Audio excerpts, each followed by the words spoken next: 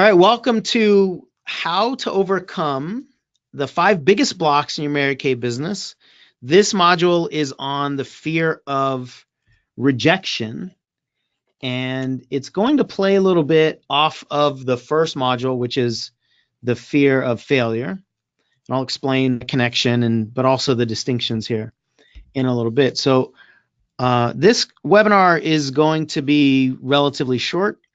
I will tell you everything that I know. I'm going to be blunt and honest with you about what's true and real about the inner game of success, and obviously specifically the inner game of rejection. And I've been coaching in the Mary Kay world for a lot of years, so this is going to be specific to the Mary Kay journey. Nothing I say is meant to be negative, demeaning in any way toward the company or anybody in the company. Everything I talk about is a human issue. It's just that we'll be using Mary Kay examples today, and we'll be talking about the formula for rejection, what you're actually seeking versus what most people think they're seeking, the solution for rejection, and then how to get individualized support later on. If you're in the Pink Caddy Coaching Facebook group, you can share your ahas in that group. There's a handout in the file section of that group. You can also access it right here in the webinar platform. If you're live on the webinar, you can write your questions in the webinar chat box. My invitation is that you only take notes of inspiration, not try to copy all the things that I say or everything that you see on the slides, because you have access to that. You can watch the recording, but you don't have access to the thoughts that are in your head later on. So capture your thoughts of inspiration, and then I'll tell you towards the end how to get the free personalized support. So as we get into this webinar, what I know about myself and about human behavior, just natural response to personal development, is that most people have a bunch of stories in their head, and we all have a bunch of stories in our heads, and a lot of new information that doesn't match the old stories doesn't get paid attention to, because we think we know what we need, or we have this story about whether we already know something or not. So for this webinar, and for really any kind of learning that's about personal development, my invitation to you is to not ask yourself whether you know this information or not. If you think you know this, then chances are you're going to poo-poo it, you're going to dismiss it, you're not going to pay attention to something. But most people actually know things that they don't do. Most people actually are not doing most of the stuff that they know. And so if your standard for personal development is whether you know something or not, instead of whether you do something or not, then you'll never, ever change your life. So my invitation to you is ask yourself whether you are doing this, not whether you are knowing this. The intellect will trick you. The intellect will convince us that we already know the things that we need to know, or we already know what we're missing. And the intellect is always wrong when the intellect is the problem. So it's not about whether you know this or not. It's about whether you do this or not. And in fact, I'll say this: if you're not doing it, knowing it is actually dangerous. If you know the information, and many of us actually teach the information that we're not implementing, that we're not doing, it hasn't become a pattern in our lives. It's not in our bodies. When we talk about fears, almost everybody intellectually knows the solution to fear, and almost nobody ever actually does anything significant to change their fears. That's a situation where people know it, but they're not doing it. They know it, but they're not living it. You intellectually understand it, but you're not neurologically understanding it. You're not neurologically feeling it. So this is a different standard of measurement. So my invitation to you is set the intellect aside, because the intellect is the problem when it comes to fears. So what's possible around this conversation of rejection? Well, it is possible to actually not be afraid of this word no. It's not possible to get people to stop telling you no, but it's possible to clear your fear of that word no. And it can absolutely be a relatively quick change. Obviously, depends on what it is that we're comparing it to. It's quicker than how long it took to put it on, and it's also quicker than the rest of your life. So regardless of how long it takes, if we compare it to not doing the work, or we compare it to how long it's been affecting us, change is actually very, very fast. If you're willing, you understand how to actually do the work, and you're willing to do the work, and you're willing to set the intellect aside, then what you can do in your life on this planet, what you can feel, will literally astound yourself. Once we get clear of this fear of rejection, and when that happens, you will give yourself the permission that most people don't have to take consistent action. That's what the fear of rejection does. It causes us to not act, and you cannot achieve results without acting. So anything that causes us to not act is bad, and it needs to be removed. Instead of just trying to push through it, most people are taking the same exact body that they currently have now that's not producing the results they want. They're not making any changes with what's in their body, and I'm going to speak to that a little bit later, but they're not making any significant changes, yet they're hoping the results change, and that is absolutely impossible. You need to do the work that is stopping you from taking the action. That is the only way you can get results. When you do the work in Mary Kay, your results can be phenomenal. I don't know where each and every one of you are, obviously, but what I know is that if the fear of rejection has been affecting you, then clearing that fear gets you in motion, which will get you more results. And even if you've been in the business for years and years and years, decades, you can make changes that immediately have an effect, a tangible result on your business. Gigi is one of those people. Once she created some of the courage and removed a lot of the behavior patterns that were in her way, she increased her results dramatically. She increased her sales by $3,000, paid off a bunch of credit cards, and had 5 active team members for the first time in 25 years. 25 years is an amount of time that usually cements most people's patterns to the point where they are unbreakable. But my invitation to you is suspend that disbelief that you can't make changes that have been cemented in your life. And when you suspend that disbelief and you see what's possible instead of what's probable based on your past, then what you can do will again astound you. So here's the challenge. It's an intellectual challenge. You know what to do, but this fear of rejection, which was created by the intellect, is either stopping you or slowing you down. And the perceived solution, according to the intellect, is not the actual solution. So I'm going to tell you very simply what the distinction is between those two. And if you don't change what's creating the fear, then all you're going to do is be able to cope with it. And if you cope with the fear that's keeping you afraid of something you're going to face constantly, which is people saying no in your business, and something that you're going to experience more often than yes. So this word no, or the concept of rejection, is going to happen more often than yes, and it's going to be a consistent in your business, in any aspect of business, and yet most people are afraid of that thing. So we got to realize that's a huge, huge problem if you're afraid of something that you're going to get more often than anything else, and it's going to be consistent. This is not a short-term problem. This is not something where you can just be motivated and your willpower will cause you to push through some kind of resistance, but then as soon as you push through that resistance, the pattern comes back again. This is a long-term thing because it's going to be a consistent experience in your business, and it absolutely does not have to be that way. Now, what I know about the majority of women in Mary Kay is you want 3 things. You want the business to be fun, you want freedom in all aspects of your life, and of course, you want to increase your finances. Part of business is making more money. So those 3 things need to be your drive, and anything standing in the way between where you are now and achieving those 3 things has to go. Otherwise, you have to stop wanting those 3 things.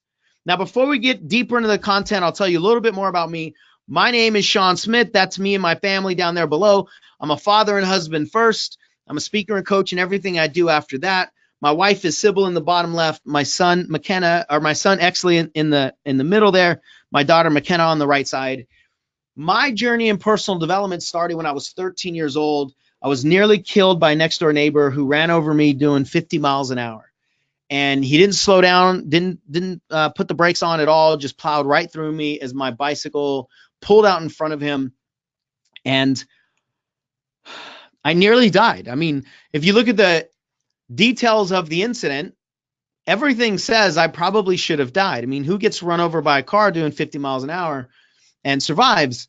So my life shifted dramatically that day when I was 13 because I realized that we only get one shot. I mean, I intellectually understood that, but I didn't get it until I was in the hospital realizing that I probably could have died just a few hours ago.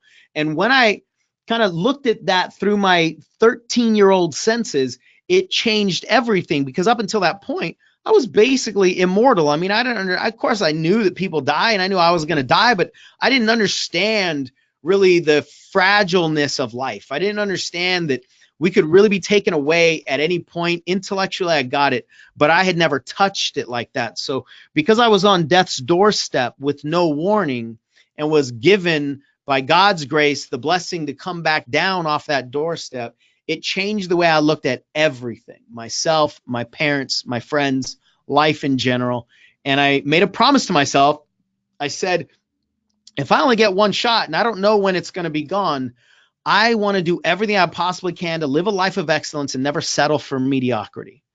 And that thought has still been operating 32 years later. It's a fear of regret, of looking back at my life saying, what if I would have actually implemented what I knew? What if I would have been more committed? What if I wouldn't have made those choices? What if I would have listened to the people that were telling me how to improve myself? What if I would have stayed away from temptations? What if I wouldn't have fallen prey to the same things that other people fall to?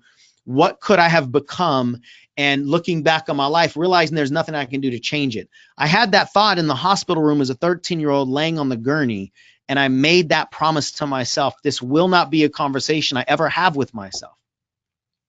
And then for the next 20 years, I struggled. Even though I made that promise to myself, I still couldn't get over my own internal obstacles until 2005, when I had a massive breakthrough with a life coach at a live seminar, and my world has never been the same. I had what I refer to as a neurological shift. I felt different. I looked different. People were asking me what happened to me. And I just had this drive that everybody should feel what I'm feeling right now. Everybody should feel the breakthrough that we can actually make when we understand and confront these inner obstacles that we have. And I started studying the unconscious mind, and I learned how our brain works to create all these sabotaging patterns. It's not just a willpower problem. I've been using willpower for nearly 20 years to get over it, and almost everybody's using willpower. Motivation that's shallow, that's short-term, that's fleeting, to try to get over long-term weed problems. And weeds meaning that they're everywhere in our lives, but deeper than that, they're from the roots. They're from the seeds that were planted a long time ago. So I realized that even with my high level of motivation, even with the promise that I made to myself, even with the talent, even with the skills, even with the hard work, I still couldn't get over my own self-imposed limitations until I learned the power of getting out of my own way. And in 2006, a year later, I fell into the world of Mary Kay, and here I am 13 years, almost 13 years later, still in the pink bubble, and I've loved every single minute of it.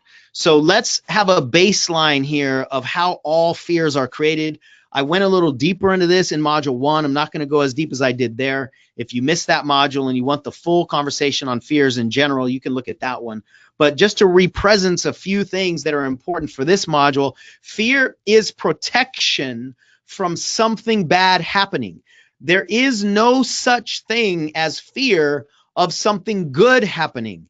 If we do have a fear of success, which I'm going to talk about in module 5, or we have a fear of something else that we perceive as good, the only reason the fear is there is because we also think something bad is going to happen or potentially could happen with that good thing. That's a real difficult fear to deal with. That's why the fear of success is a nasty one. Again, I'll talk about that in the 5th module here. But you got to understand that fear can only live if we are pretending that something bad might happen. And then the unconscious mind and our intellect decides to protect us from letting that bad thing happen, and it protects us with fears. If we believe that standing on a stage and speaking in public could lead to something bad happening, then the best thing the unconscious mind knows how to do is create a fear that's so deep and so scary that it doesn't allow us to get on the stage. That's how this stuff works. But then what it does is it convinces us that we're afraid of the activity. So then we run around saying that we're afraid of public speaking. A lot of Mary Kay women are saying they're afraid of warm chatting. They're afraid of follow-up phone calls. They're afraid of making phone calls in general. They're afraid of recruiting. They're afraid of having inventory conversations. You're not afraid of the activity. You're afraid of the potential negative outcome of the activity. This is critical because if you think that you're only afraid of the activity, then all you can do is avoid the activity. If you really are afraid of phone calls and the only thing you can do is avoid the phone, try to do that in Mary Kay business. If you're really afraid of the rejection, then all you can do is try to avoid getting a no. Try to do that with human beings. That's impossible. So if all you know how to do is avoid the trigger, then you will forever live a restricted, fear-driven life trying to protect yourself from anything that could potentially trigger that fear. But it is possible to identify the fear source. If we take a look at what's actually producing the fear instead of what's triggering the fear, and we remove what's producing the fear, then we don't have to worry about avoiding the triggers of the fear. So if we can remove what we're actually afraid of after the rejection, then we biologically cannot produce the fear of rejection. I hope I'm not getting too scientific to the point that you're not grabbing this. This is the difference between dismantling a fear by removing the active ingredient so that it no longer can live, nor can it be created, versus what 99.9% of the world is doing, which is trying to avoid anything that might touch that fear. I'm talking about removing it so that you're not afraid of it being touched anymore. That is what's possible. It's not a switch that you can just turn off or on. If it was, and if I figured out where that switch was and I could create it, I'd be a trillionaire by now, because that's what everybody's wanting, is just a quick fix so that they don't have to put any energy into it. They just want a pill. They just want a magic bullet. They just want something to make it all go away. Now, while that's not available in that way, it is possible to turn that switch off. And if you suspend the disbelief, then you might grab something that actually gives you the answer to do that in your life. So the formula of rejection needs to be understood, because we can't manage something, nor can we change something or control something if we don't understand it. So rejection is a subset of failure. It's a specific kind of failure that involves people saying no. The fear of failure that is operating when you're afraid to say what your goals are because you don't want to miss your goals is a little bit different than the fear of speaking to somebody and them telling you no.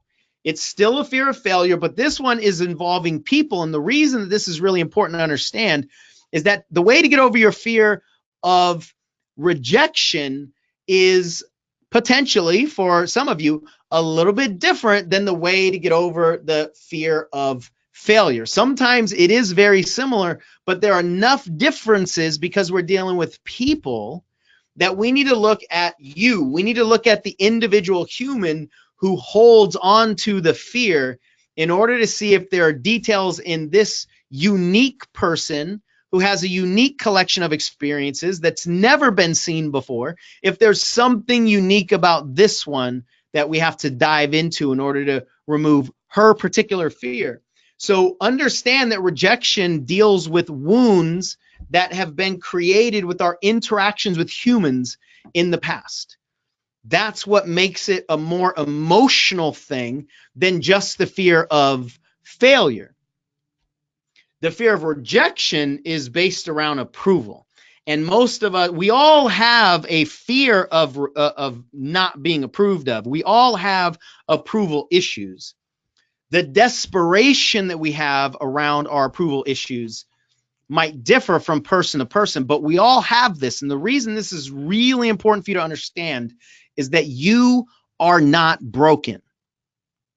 There is nothing that needs to be added to you or removed from you that is inside of the essence of who you are.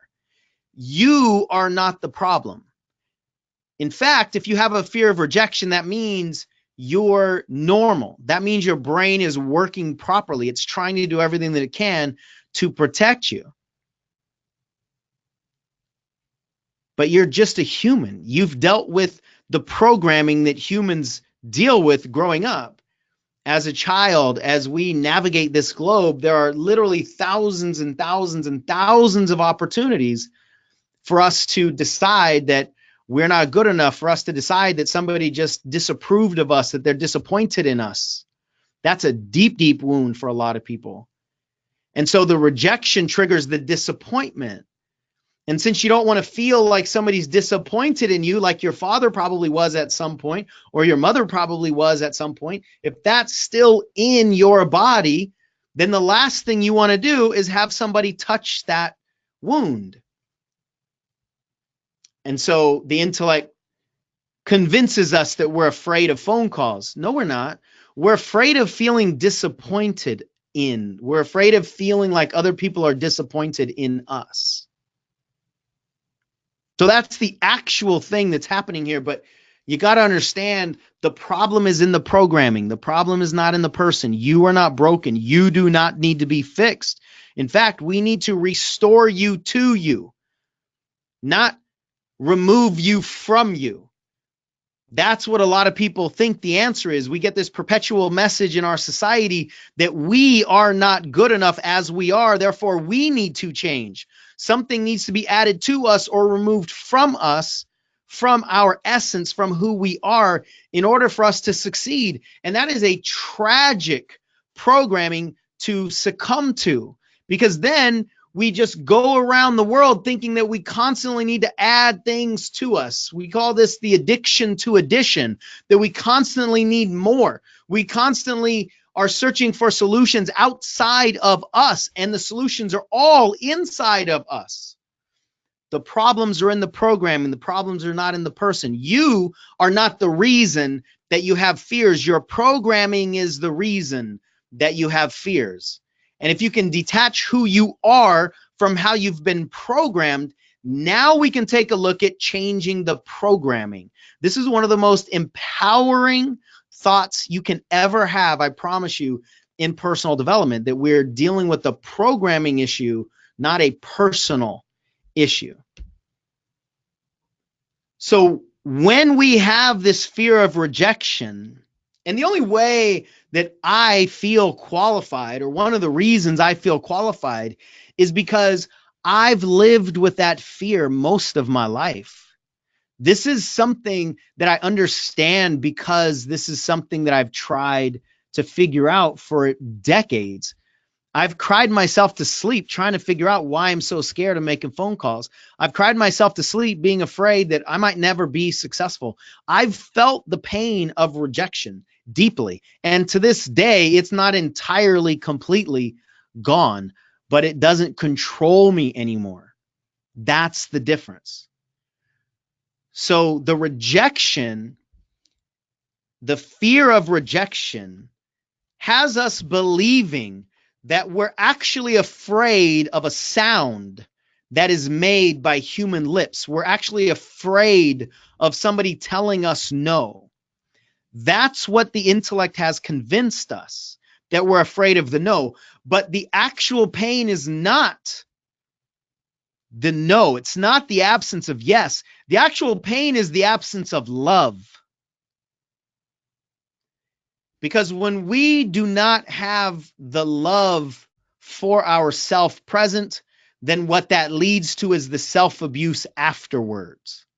If somebody tells us no and love is not in that moment, then we will turn around and beat ourselves up for not being good enough, for not saying the right thing, for not trying hard enough, for not looking good enough, for not being pretty enough, for not being polished enough, for not being thin enough, for not being smart enough, for not being something enough.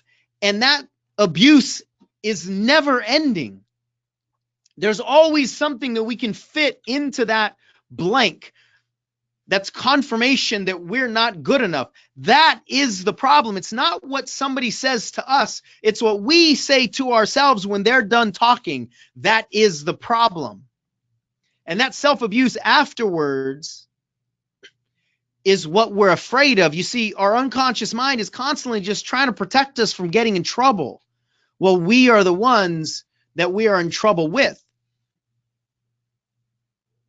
when we believe what the intellect has sold us. So in every single moment on this planet, we are either seeking love or we're giving love in every single moment. And when we're abusing ourselves, we are seeking love, yet not giving love to ourselves. That's the issue. The word no is nothing more than a sound, and it means absolutely nothing until we make it mean absolutely everything about how damaged we are, how broken we are, how worthless we are, how stupid we are. That's what we do. We do that with that sound. Nobody can do that except us internally. We do that.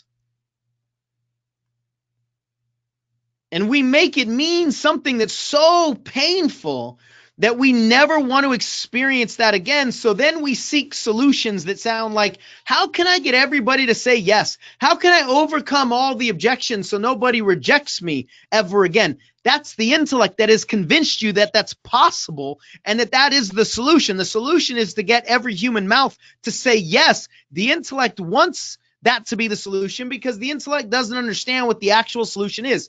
The intellect is doing its best to protect us from the pain that it knows we feel. It just doesn't understand what's causing the pain. And so anything that triggers emotional self-abuse, we will violently sometimes protect ourselves from it. The problem is we're violently protecting ourselves from it and not realizing that we are the culprit. We are the ones actually doing it. So the intellect says the perceived solution is yes. If we could just get everybody to say yes and cause somehow people to stop lying to us and get people to stop saying they're going to do something and not following through, if we could just figure out how to stop that sound, that scary sound coming out of people's mouths, then we can live a life of fun and freedom and more finances. That's what the intellect has sold to us, and we've bought it. But see, the actual solution doesn't really have anything to do with what other people say. The actual solution is to remove the negative feeling which is being caused by us. And the negative feeling in this case has to be removed by the opposite of what we're experiencing in that moment. The solution here, the actual solution is unconditional self-approval. See, most of us have conditional self-approval, and the conditions are so freaking high that we can't even measure up. The conditions are, if I'm perfect, then I will approve of myself. If I always succeed, then I will approve of myself. If everybody always tells me that I'm good enough, then I can approve of myself. So our self-approval is conditional upon external self-approval. That's why we are so emotionally unstable, because we don't have us inside. We are not protecting us inside. Therefore, we think that we need other people to protect us. So therefore, we start to protect ourselves from the other people that can't be trusted to protect us, when in reality, we are the only ones that we can trust to protect us. And when we protect us, nobody else can hurt us. That is the actual solution that either people don't want to hear, or they hear it and they don't know how to do it. So they fall back to what the intellect has sold us, that really the solution is to try to avoid ever hearing the word no. Once upon a time, you were not afraid of no. None of us were. This is a constructed fear. It's not real. It's a programmed fear. It's simple. Everything I've just said is simple to your heart. If any of you are resisting any of this, if you're asking, but how do you do that? If you're saying, but I tried that before and it didn't work, That is your intellect telling you, don't listen. Your intellect will do everything it can to keep you from the answer because it is the problem. So it is simple for your heart to get this. In fact, your heart has always known this, but it is impossible for the intellect to understand this. It doesn't fit into the way the intellect sees the world and the way the intellect is committed to protecting us from our emotional pain. So we have to understand that we're dealing with two different channels. We're dealing with our heart and we're dealing with our head. Our head is the problem. Do not try to use the problem to find the solution. That is so ridiculously impossible. But that is what nearly every single human on this planet is doing because we are driven by our intellectual programming. This is not our fault. This is the way we've been programmed. Here is the simple solution that the heart already knows. What if every single answer is the right answer? Because the only reason that we would be afraid of what somebody might say is if we have pre-decided that that answer is the wrong answer. They're supposed to say yes. How egotistical is it for us to decide that another human being is supposed to give the answer that we have chosen for them when we don't know what's going on in their world? Even if we know them personally, we don't really know what's going on behind closed doors. We don't really know what's going on in their head, let alone somebody that we've just met. We've decided that this human being is supposed to say yes to us. Is there anything more egotistical than that? Is there anything more difficult than trying to judge what another human being is supposed to say based on what we observe? That's exhausting. So relieve yourself of the command of pre-deciding what people are supposed to say.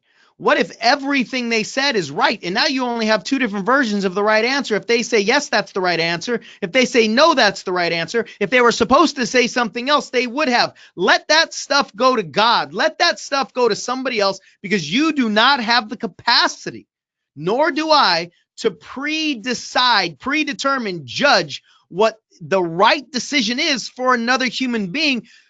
90% of the time, we can't even figure out the right decision for ourselves. How are we going to figure out the right decision for somebody else? So please remove all of that drama, all of that pressure from yourself. When humans increase pressure, they do not behave better. When we increase the pressure on ourselves to do the right thing, we actually do not increase the likelihood that we're going to do the right thing. We increase the likelihood that we are going to retreat. We increase the likelihood that we're not going to try. We increase the likelihood that we're going to protect harder, not act more. We're going to protect ourselves harder because now the pressure is actually increasing the risk of emotional devastation. So anything you can do to remove the pressure on yourself is going to give you more freedom. One of the ways that we put so much pressure on ourselves is by prejudging what the right answer is supposed to be coming out of another human mouth. But what if every answer is the right answer, and no matter what they say coming out of their mouth, it doesn't mean anything at all to you? It doesn't mean anything at all about you. If they say yes, that does not mean you're successful, nor does it mean you're a leader, nor does it mean you're a winner. And if they say no, it doesn't mean that you're a loser. It doesn't mean that you're a failure. It does not mean anything about you. How can a sound that comes out of another human mouth mean anything about you? We are the ones that make that connection. We pretend that what people think and what people might say to us means something about us that is so ridiculously wrong. They are looking through all the same layers of programming and protection and memories and identities and limiting beliefs that each and every one of us is. So their opinion of us really has nothing to do with us. And yet we think it means everything about us. So what if we actually detached our value as a person, our approval from what anybody else says or does? What if we actually did this? Now, let me remind you, I'm not asking you if you know this. I'm asking you if you do this. And if you know this, but you don't do this, that's more damaging and more dangerous than not knowing it. Trust me. So don't ask, oh, do I intellectually understand this? That's not the answer. The question is, when you think about doing the things that you're afraid of doing because of rejection, does your body light up with fear? If it lights up with fear, then your intellect has convinced you that there's nothing more to learn here because you already know this stuff, but your heart is trapped inside of a restricted box and it's dying to get out. But our intellect has convinced us that there's nothing to see here. Keep moving along. We already know this information. That's part of the problem. But when we really, truly, emotionally, neurologically detach our value, detach our approval from what other people think and say, now we don't need to worry about the words coming out of anybody else's mouths. Now we don't need to worry about the judgments that we're pretending they're having about us, because none of those things can touch us because we got us. We are protecting ourselves with the same self-acceptance and self-love that almost nobody on this planet will ever actually feel. And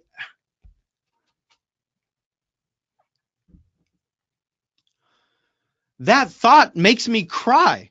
That thought brings tears to my eyes that most people will never actually feel as an adult what true self-acceptance and self-love and self-approval feels like. Most people will never actually be their biggest cheerleader. They will only constantly be their biggest abuser and their biggest punisher and their biggest judger. That's the adult experience that most humans have.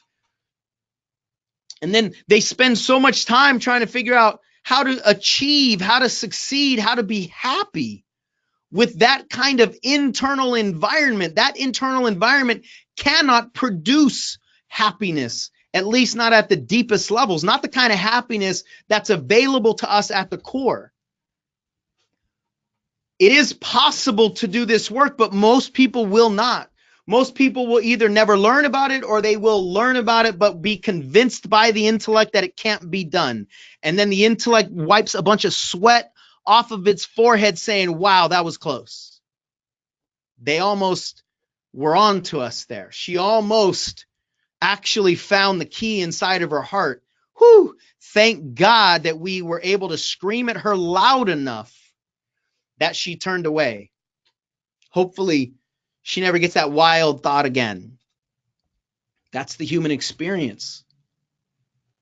And it's incredibly sad to me. Now, I'm not saying that nobody's ever happy. I'm not trying to be this big buzzkill, but people's happiness in our society is usually created by circumstance. We're happy when we have money. We're happy when we're successful. Or we might be happy when we see other people, such as our family, such as our children. We might find happiness through that. But most of us don't find true happiness rooted in our core. We don't find the real, true, blessings-filled, grateful happiness that's inside of each and every one of us, but it's just covered up by all these misdirected beliefs and scary programmings and scary stories that the intellect is giving us. This is the answer, though. This is what melts all of that negative programming away. Now, is it possible? Absolutely. Kim did this work. And she said, the intimidation and fear that I used to have is gone. What would that be like? Just think about that for a second. What would it be like to have the resistance gone? See, here's what a lot of people's head talk sounds like. I know what I'm supposed to do. I know in Mary Kay that I'm supposed to make X number of phone calls a day. I know that I should be doing 3 skincare classes a week. I know how I need to get over these fears. But when I go to pick up the phone, I get scared. Most people are using that circumstance as a reason to justify why they can't win. That is the biggest reason that should motivate you to do this work, because that is a lie. It is a construct. It is a created lie based out of fear and protection, yet most people are using it as the excuse for why they can't do the work. It's a misdirection, you guys. At the end of our lives, we are going to have one of those conversations that scared that scared the the inspiration into me when I was 13. We're going to look back and not ask ourselves, were we rich? Did we drive a Cadillac? Did we ever become a national? Did we ever become a director? Did we ever get down to that weight? Did we ever have all of those goals that we really wanted? Those are not the questions that we are going to ask ourselves. The question is, while I was here, did I go for it? While I had this one chance, while I was renting this body on this planet and I had everything inside of me to succeed, did I give it my best shot? That is what we will judge ourselves by. And I believe this is the only thing that will matter to us. I feel like I had the gift of asking myself that question after a tragedy that actually didn't happen. I was gifted the lesson of a tragedy without actually having to experience that tragedy with myself. I asked myself the end of life questions as a 13-year-old child. It won't matter whether we achieved anything. What will matter is, can we look ourselves in the mirror and be proud of our effort? That's the only thing that's going to matter. Did we go for it? The fear of rejection, the fear of failure, perfectionism, procrastination, the fear of success, time management issues, organization, all these sabotaging patterns keep us from going for it.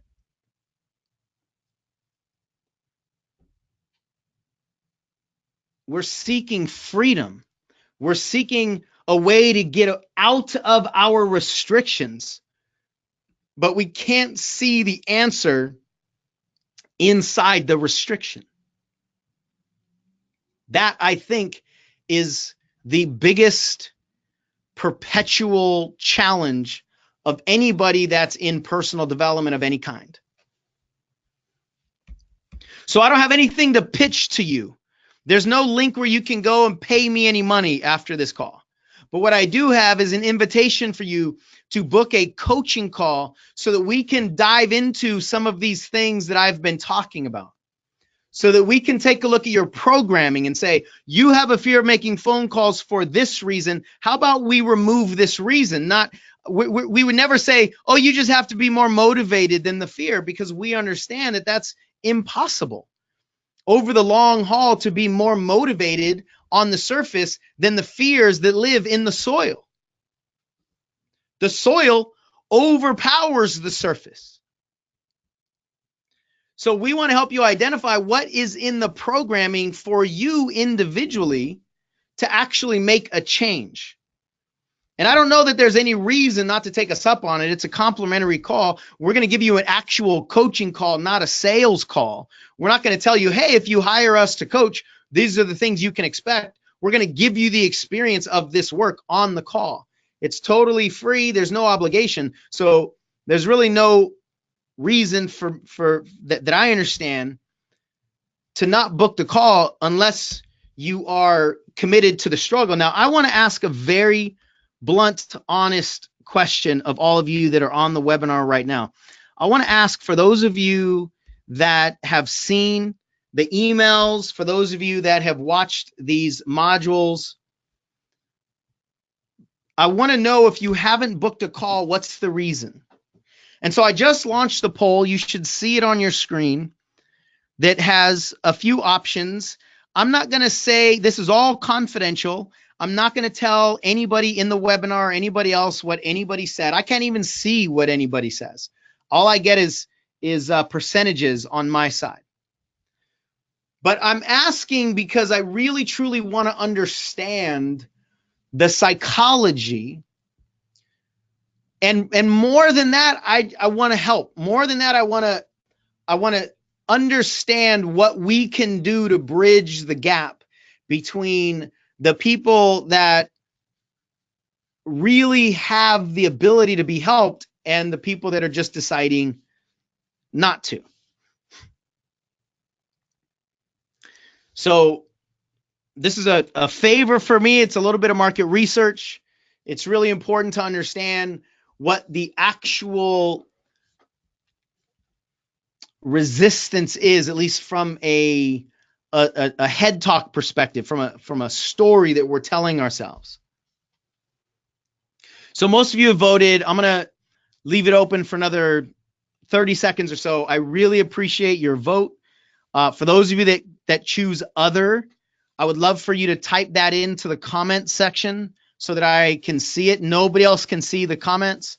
I'm not going to read any of them out loud on the webinar. I'm not going to shine the light on anybody at all.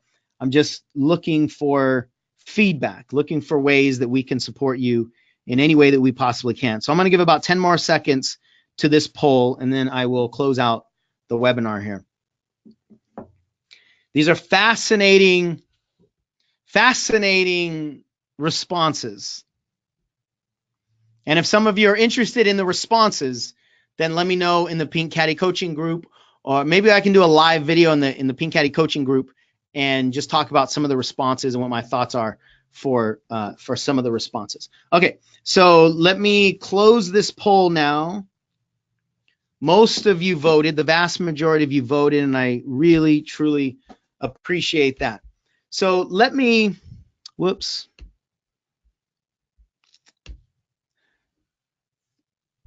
Let me just speak a little bit about what I know to be true in this whole world of transformation. What it requires to fundamentally change our life. One thought that hit me just a few days ago as I was doing a video is that there is no such thing as a familiar path to a new territory. Whatever it is that you're wanting in your life is a new territory. Either you've never been there before, or you've never stayed there before. Either way, it's a new territory. Yet most people are not going to commit to a path unless they recognize the path, unless the path is familiar, and even more than that, comfortable. But just understand, how can there be a familiar path? Familiar meaning you know this path. Any path that's familiar is known to you. It can only be known to you because it lives in your past. You have some kind of experience either directly or indirectly with that path.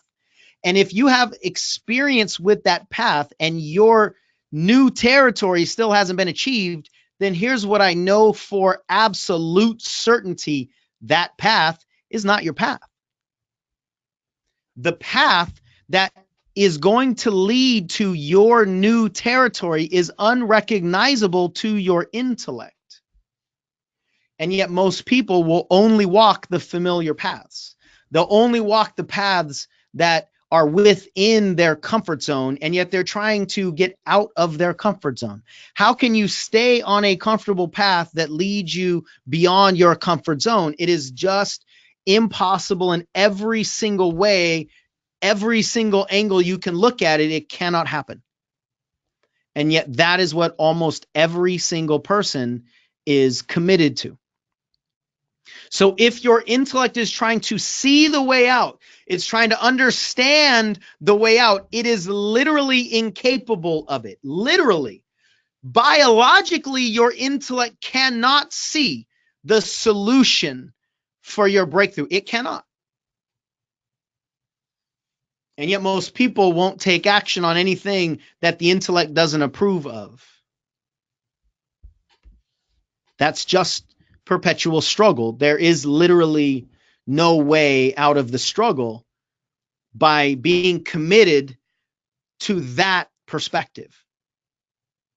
And another recent thought I had is that nobody is incapable of returning back to herself. A lot of people are incapable of becoming somebody else in a way that succeeds, and yet that's what almost everybody is trying to do. Since I'm broken, I need to become somebody else. I need to be like that person on stage. I need to be like that person that wrote the book. I need to be like that person that I see somewhere else in the spotlight. I need to be more like her, because we've convinced ourselves that who we are is not good enough. So we need to be more like somebody else to achieve the things that we so desperately want in our hearts. Well, what if that's the wrong answer? What if it's impossible to become a different version of yourself or a different version of somebody else and achieve the desires that's in your heart? What if the only way to fully achieve the desires in your heart is to deep dive into your heart instead of trusting your intellect to drive you to the desires of the heart? It is impossible to do that. But nobody is incapable of returning to self. Nobody is incapable of removing the constructed layers that are holding us back, but almost everybody will choose not to do that. And the reason I say this, and the reason I really want to highlight this so much, is that most people's intellect has decided that is not for me. I cannot do that because I don't look like that, because I don't sound like that, because I don't have those circumstances that the other people have. Well, what if the problem the whole time has been that you've had a wrong set of expectations of what your breakthrough is supposed to be like and what you need to have your breakthrough and what the requirements actually are? What if the requirements have been hiding underneath the layers this whole time? And all we've been doing is trying to stack more layers on top of it. What I know to be true is that that is the case for humans. We need to return back to self, not remove from self, not protect from self, not tap things onto, not put more layers on top of self. We need to return back to self. And there's not a single one of us that cannot do that. I read this quote earlier today. If you're not getting what you want, it's because you think you know who you are. My God. If you're not getting what you want, it's because you think you know who you are. And I think one of the biggest tragedies of human experience is when the intellect has convinced our hearts that we are who we are not, that it has convinced our hearts that we are capable of what we are not capable, or that we are incapable of what we truly are capable of. That is a tragedy of the highest order in the human existence, when we have convinced ourselves of boundaries that do not exist. And we've convinced ourselves so much that we are afraid to even confront the boundaries that are invisible, that never lived ever. If we just moved through them, we would see they were a hologram the entire time. And then we have to confront that maybe this whole time we've been afraid of something that didn't exist. Most people would rather not confront that than actually move through the thing that doesn't exist. What if we've convinced ourselves that we are who we actually are not? Or we've convinced ourselves that we are not who we actually are? And what if we've been chasing the answers inside of all of that convoluted confusion, when the answer really truly is a simple one? And we just need to know who we are. We can only do that by going into ourselves, by turning into ourselves, not just becoming who we are, but turning inward to ourselves, not outward to other people for approval, for acceptance, for judgment, for love, but turning inward to ourselves for all of those things that can only live there anyway. And if any of you have ever had the experience of reaching outside of yourself and trying to grab approval or love from outside of you and then putting it on yourself and hoping it sticks, you know it rubs right off. It just falls away because it cannot stick. That's not the answer that we actually truly need. It's just what we think we need. And so the goals that we are not achieving can only be accomplished by the solutions that we are not trying. Yet most people are looking for that path that lives in the past, that's familiar, that's comfortable, the things they've tried before. They just think the answer is to try those harder, to do those better, to be better. No, the solutions are the ones that are outside of our current perspective, inside the problem. And if you don't get personalized one-on-one help, I promise you this, you can only be a watered down version of someone else.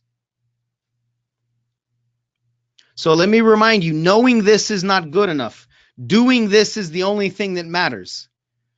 And I don't know that I've ever boldly said this on any webinar, public webinar like this. I've only made statements like this inside of paid groups.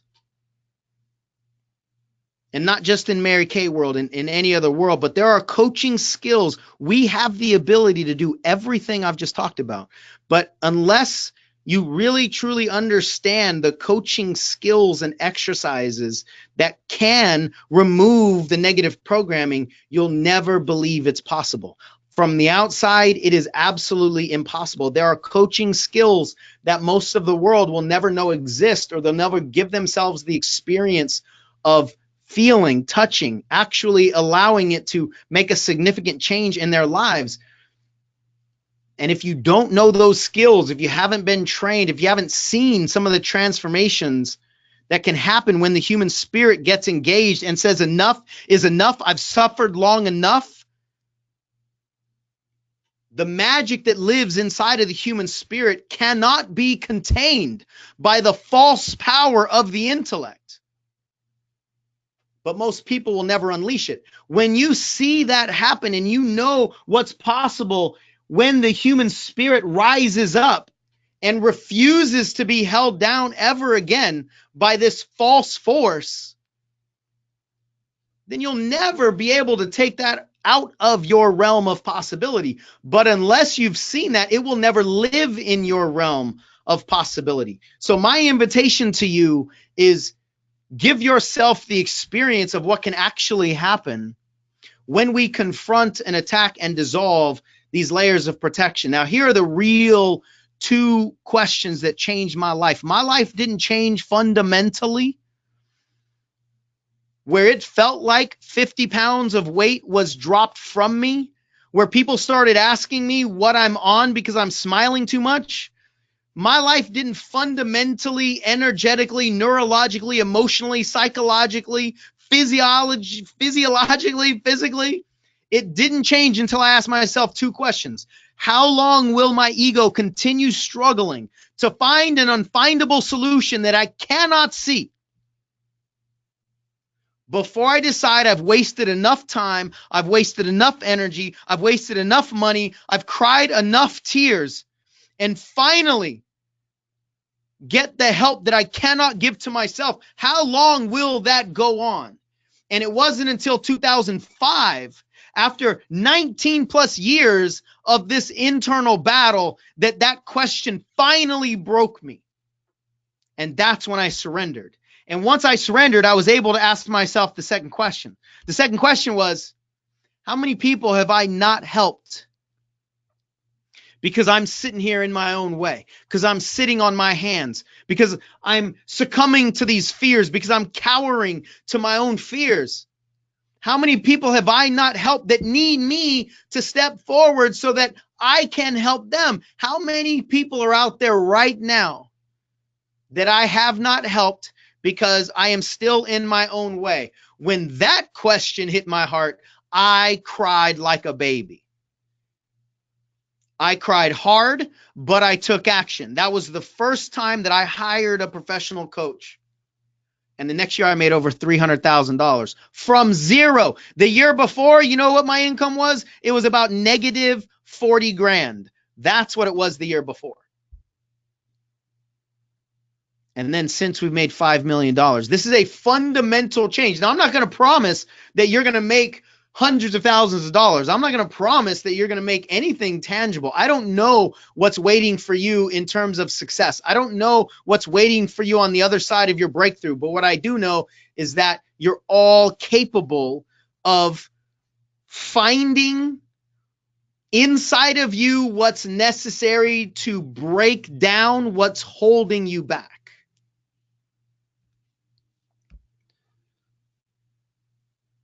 So that's the blunt reality that I've experienced and that I've been doing for 13 plus years in this industry. And I'm not going to plead with you. I'm not going to desperately beg you. I'm not going to chase you. I'm not going to try to convince you to change your life. I'm just going to tell you what I know. I'm going to tell you what's possible. I'm going to give you the invitation, and then you decide if you want it or not. So the main question, if we're really truly committed to what's available to us and what's possible for us, is not what is the cost of taking action? What's the financial cost? See, I told you I wasn't going to tell you the results of that poll, but several people said, I don't have the money to hire a coach. Number one, you don't know how much money the coach costs. Number two, how much money are you leaving on the table every single month that you don't make this change? When I ask that question of most people, the answers are usually in the Mary Kay world anywhere between a couple $100 and $10,000. So what people are saying is, if I could get through my limitations. I could make hundreds of dollars extra a month. I could make thousands of dollars extra a month, but yet they don't have any money to do the thing that is going to require, the thing that's required that's going to give them that breakthrough. And see, that is just the intellect scaring us from being wrong, scaring us from failing, scaring us from taking action. If the intellect had its way, it would convince us to keep us right in the middle of the safe comfort zone for the rest of our life. That is the intellect's intention, is to keep our scary dreams off of our hearts so that we don't have the guts and do something stupid like actually chase them. That's what the intellect is afraid of. That's the intellect's highest commitment when it comes to our achievement, is to keep us safe, not to make us happy, not to help us achieve our goals. So the intellect yells so much and it tells such scary stories that the heart puts its dreams down.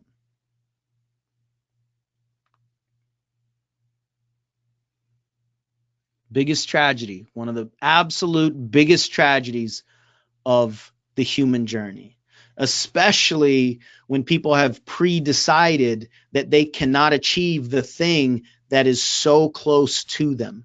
In fact, it's probably so close that if you put your hand out, you would touch it.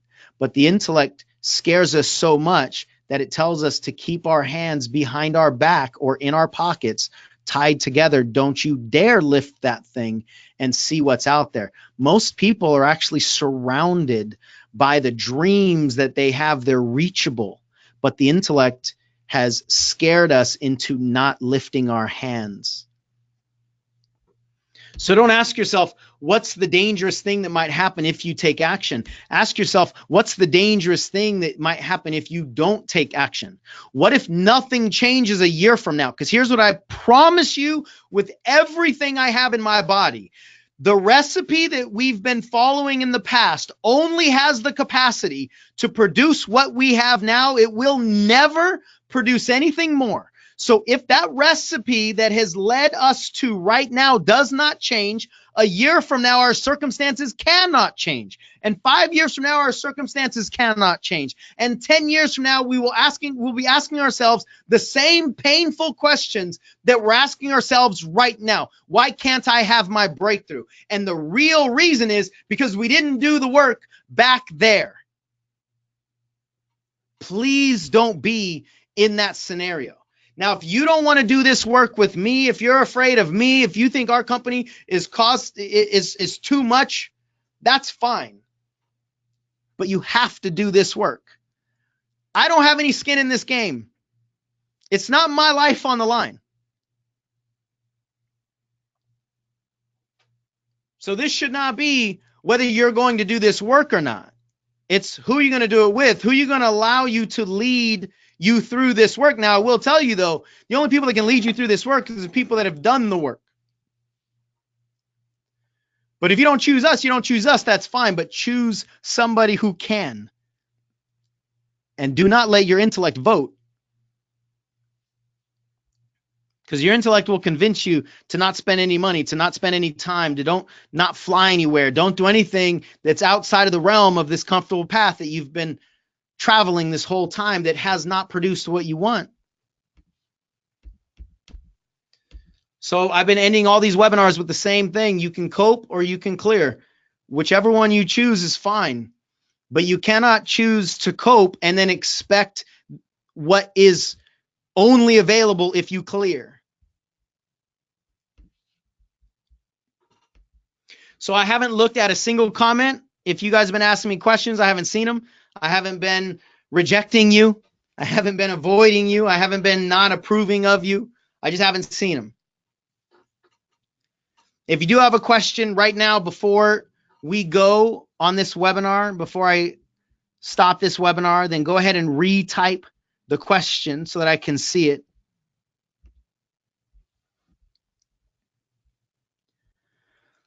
Got a few bad words in the comment section, just in a good way, in a good way.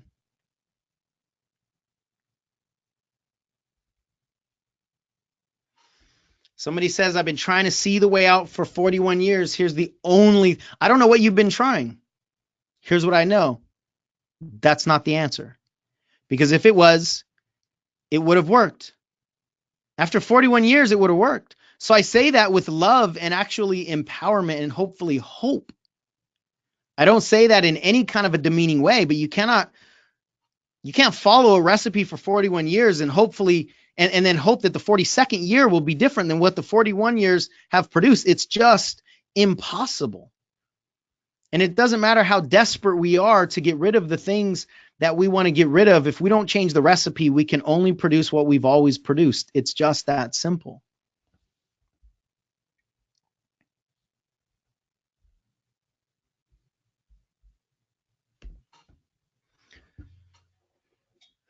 I appreciate all of you.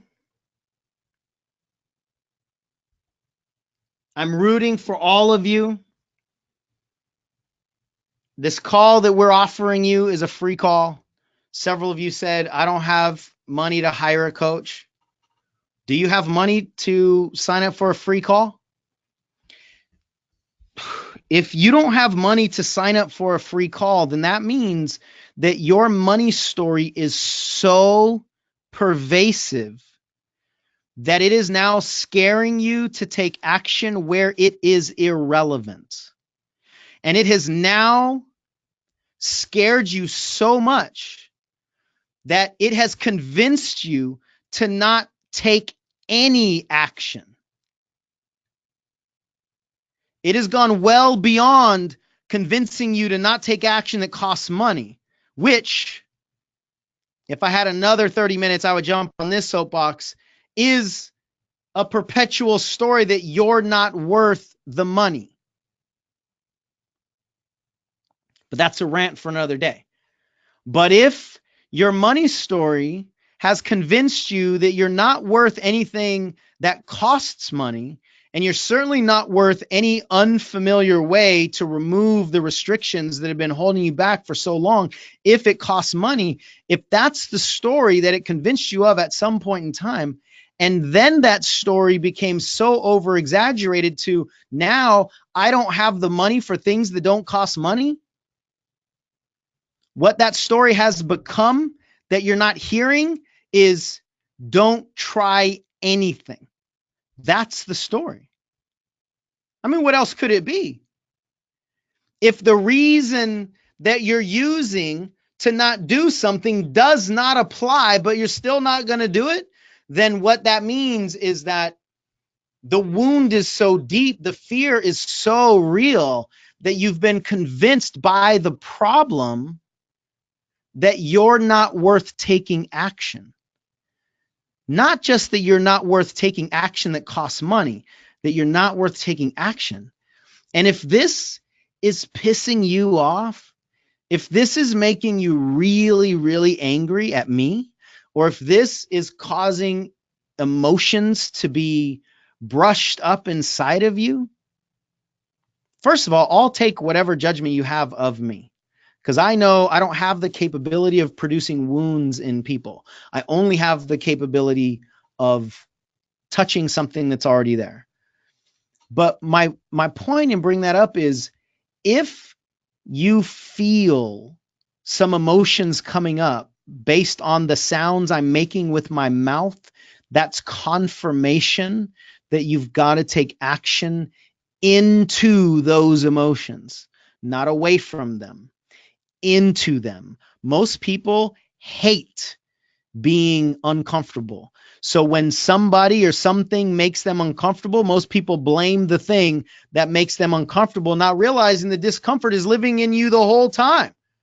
I don't have the ability to put discomfort inside of you. I have the ability to make sounds with my mouth. And if that triggers something that brings the discomfort up, it was there. And what I can also tell you is that the discomfort cannot be let go of unless it's up at the surface. So what just happened is actually good. It's progress toward the solution, but most people perceive it as a problem. And so they play whack-a-mole with the emotions. They do whatever they can to squash the discomfort, thereby cementing the actual problem. So if you're finding yourself getting emotionally triggered Please trust me. If you don't believe this, please trust me. I've been doing this for a long, long time. That is your spirit talking to you. That is your spirit saying, please release me. That is your little girl inside of you saying, please let me go out and play again. Please let me chase my dreams again. That's what that emotion is doing when it's coming up. It might literally feel like you're trying to vomit or your body needs to vomit, because you do. You need to vomit some emotion outside of you. Yet most people just swallow that back down, wipe the tears away, pretend nothing came up, and then expect that thing to miraculously somehow leave their body when it was just trying to. And you stopped it. So if you've been emotionally triggered, I want you to celebrate that. And I invite you to keep moving. That's your heart speaking to you. That emotion is coming from the inside, trying to get out.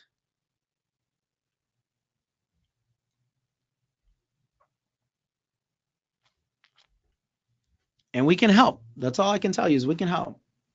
So for those of you that are going to take us up on the invitation, I can't wait to hear about it. For those of you that are not, I wish you the best in whatever choices you're going to make, in whatever path you choose. I wish you the best. And no matter what you say to me or my company, I will root for you hard. Not just as somebody who wants you to see your goals, but a representation of the masculine energy that has been destroying feminine desires, the wounded man that has been hurting women and girls for as long as we've been together on the planet. So on behalf of a conscious man who sees what's happening at a much deeper, much more pervasive level, I'm rooting for you to free yourself from that kind of restriction as well. And if I'm honored enough, or somebody on my team is honored enough to be your guide, fantastic. I can't wait. If you choose somebody else, fantastic. But please don't choose not to do this work. Just choose how and when you're going to do it. And what I promise you is that when you do this work, the only question you're going to have is, why didn't I do it sooner? That's it. It's the only question you can possibly have. So why didn't I do this sooner?